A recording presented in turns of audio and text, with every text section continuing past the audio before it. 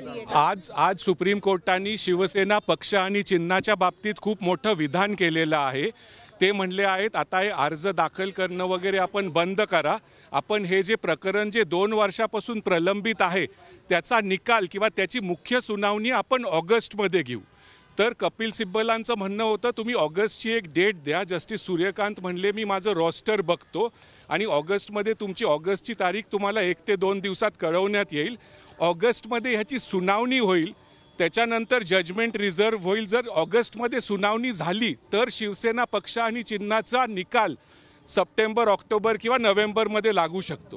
आता ऑगस्टमध्ये ते बोर्डावर येईल, परत ते मॅटर पोहोचायला पाहिजे, त्याच्यावर सुनावणी होणार।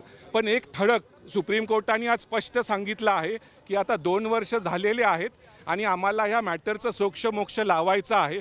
आता ऑगस्टमध्ये आपल्याला समजेल सुनावणी दरम्यान की पक्ष आणि चिन्ह हा एकनाथ शिंदेंबरोबरच राहतं का ते परत उद्धव ठाकरेंना दिलं जाईल। त्यामुळे आज एक खूप मोठं विधान जे सुप्रीम कोर्टाने केलेलं आहे।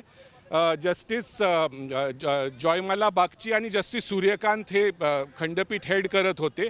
मुकुल रोहतगी आणि नीरज किशन कौल हे एकनाथ शिंदेंच्या वतीने अपियर झाले आणि रोहित शर्मा आणि कपिल सिब्बल सिनियर ॲडव्होकेट हे ठाकरेंच्या वतीने आहेत। तर उद्धव ठाकरेंना हा मोठा दिलासाच म्हणावं लागेल, कारण जी अनिश्चितता होती 2 वर्षापासून त्याला आता सुप्रीम कोर्टाने स्वतःहून सांगितलं आहे की ऑगस्टमध्ये तुम्हाला तारीख देऊ, ऑगस्टमध्ये एकदम निकाल अपेक्षित करू नका असं माझं म्हणणं आहे। त्यावेळेस तारीख मिळेल, त्याच्यात सुनावणी होईल 1-2 दिवस, त्याच्यात अजर्नमेंट होऊ शकते। पण जर ऑगस्टमध्ये सुनावणी सुरू झाली तर ह्या वर्षाअखेरीस वर्षाच्या आत शिवसेना पक्ष आणि चिन्ह कोणाकडे जाईल हे आपल्याला स्पष्टपणे समजेल।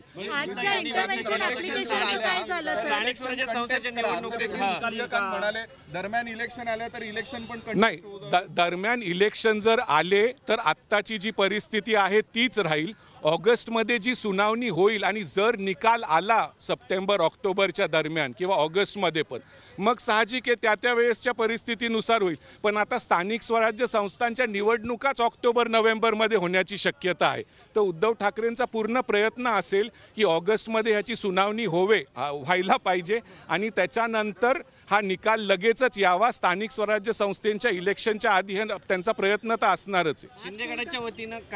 शिंदे गटाच्या वतीने म्हणणं होतं की हे 2 वर्ष झोपा काढत होते, त्यांनी काहीच केलं नाही। सुप्रीम कोर्ट म्हणलं तरी जे काय सगळं असेल 2 वर्ष झालेले आहेत आणि आता आम्हाला ह्याचा सोक्षमोक्ष करावा लागेल कधी ना कधी। तर ऑगस्टची डेट आम्ही तुम्हाला 2 ते 3 दिवसात कळवू आणि अशी तारीख देऊ ज्या तारखेला हे मॅटर ऐकलं जाईल। आता मॅटर ऐकलं गेल्यावर 1 ते 2 दिवस ह्याच्यावर आर्ग्युमेंट होतील, त्याच्यानंतर जजमेंट रिझर्व होईल आणि मग निकाल येईल। तर जर ऑगस्टमध्ये सुनावणी झाली मुख्य मॅटरवर जसं सुप्रीम कोर्टाने आज सांगितलं आहे तर सप्टेंबर ऑक्टोबरपर्यंत किंवा फार तर फार नोव्हेंबरपर्यंत निकाल येणं अपेक्षित आहे। जर ते स्थानिक स्वराज्य संस्थेच्या आधी झालं, नोटिफिकेशनच्या आधी किंवा इलेक्शनच्या आधी, तर उद्धव ठाकरेंना त्याचा फायदा होऊ शकतो। निकाल आता नक्की येणार आहे काही महिन्यातच। अगोदर देखील कोर्टाने सांगितलं होतं की यावरती आपण लवकरात नाही, हे प्रकरण पहिल्याच वेळेस हे आधी सरन्यायाधीश चंद्रचूडांकडे होतं। जस्टिस खन्नांच्या वेळेस सुनावणी झाली नाही, पहिल्याच वेळेस ह्याची सुनावणी जस्टिस सूर्यकांत यांच्यासमोर आहे आणि त्यांनी डायरेक्ट सांगितलं आहे की शिवसेना पक्ष आणि चिन्हाचा निकाल आम्ही ऑगस्टमध्ये सुनावणी घेऊन याचा सोक्षमोक्ष करू। आता ऑगस्टची आपण वाट बघावी। आता एक आपल्याला कळ तर कोर्टाचा समजला आहे, आधी 2 वर्ष काहीच होत नव्हतं, तारखा पडत होत्या, बोर्डावर येत नव्हतं, तर ते म्हणले ऑगस्टची मी स्पष्ट तारीख आत्ता देत नाही, मी माझं रोस्टर नीट बघेल आणि ऑगस्ट कुठल्या तारखेला हे ऐकता येईल ते तुम्हाला संकेतस्थळावर काही दिवसांमध्ये समजेल की हे प्रकरण ऑगस्टमध्ये कधी सुप्रीम कोर्ट ऐकेल।